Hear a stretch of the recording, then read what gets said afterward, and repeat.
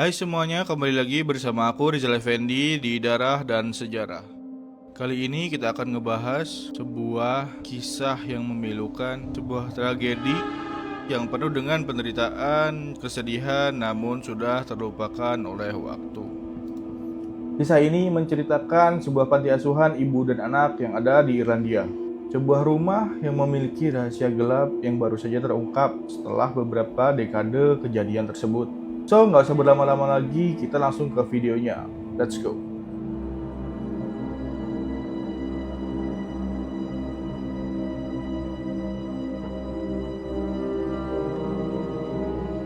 Tuam adalah sebuah kota kecil yang ada di Irlandia, kota yang tidak akan pernah terlupakan bagi banyak orang. Disinilah Bon and Scott's Mother and Baby Home berdiri. Rumah ini didirikan pada tahun 1925 di Ordo Bon Scots, sebuah kelompok Katolik yang bertujuan untuk membantu ibu-ibu muda yang tidak dapat merawat anak-anaknya. Pada awalnya tempat ini memang didirikan dengan niat yang baik, niat untuk membantu ibu-ibu muda dan juga anak-anak. Namun kenyataannya lebih gelap daripada yang terlihat. Kemudian rumah ini menjadi tempat penampungan untuk ibu-ibu hamil, ibu-ibu yang tidak menikah dan juga memiliki keterbelakangan ekonomi. Mereka tidak ada pilihan lain selain menyerahkan anak-anaknya. The Reverend Mother would have met the mothers here in this area. A doctor would come and examine them and tell them about whatever date they were due. And then they were put to work, domestic work, usually minding the children that were there in the home. And when it was time to give birth, then they were brought down to the maternity unit all across here. Bon Scott's Mother and Baby Home bukan tempat yang penuh kasih seperti yang mereka janjikan. Kondisinya sangatlah buruk, tidak ada makanan, tidak ada tempat yang layak, dan juga tidak ada tenaga medis yang memadai. Banyak ibu muda yang harus menghadapinya sendirian. Banyak dari ibu-ibu ini yang datang dengan penuh harapan, namun pulang harus dengan kekecewaan.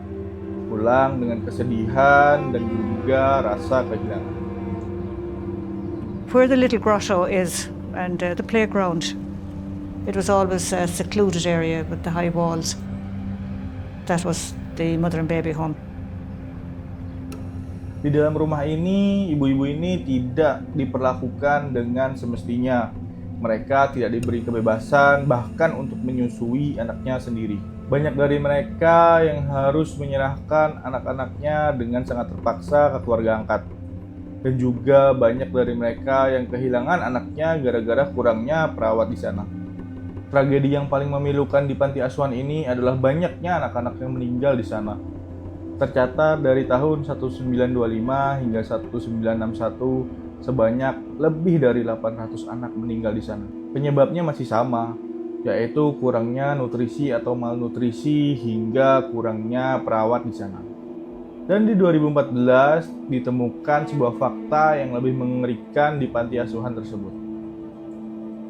Ketika tim penyidik membongkar rumah sakit dan juga panti asuhan tersebut, mereka menemukan 700 lebih tulang belulang anak yang ada di sana.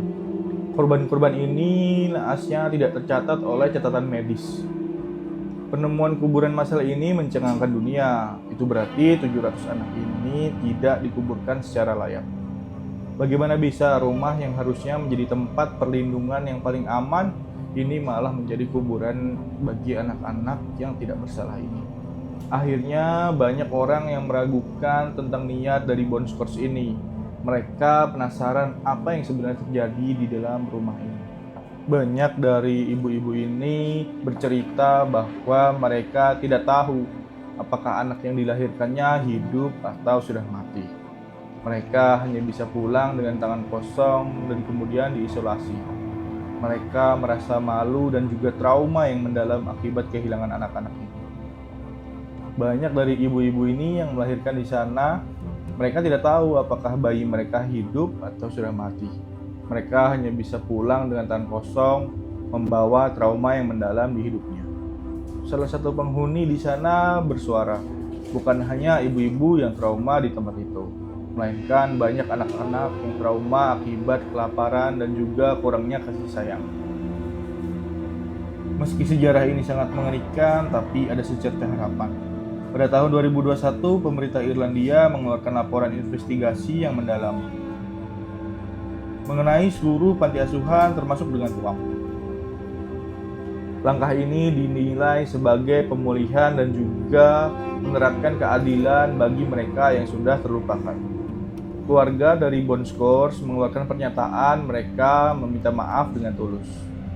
Namun, kebanyakan orang sudah menilai permintaan maaf ini datang terlambat.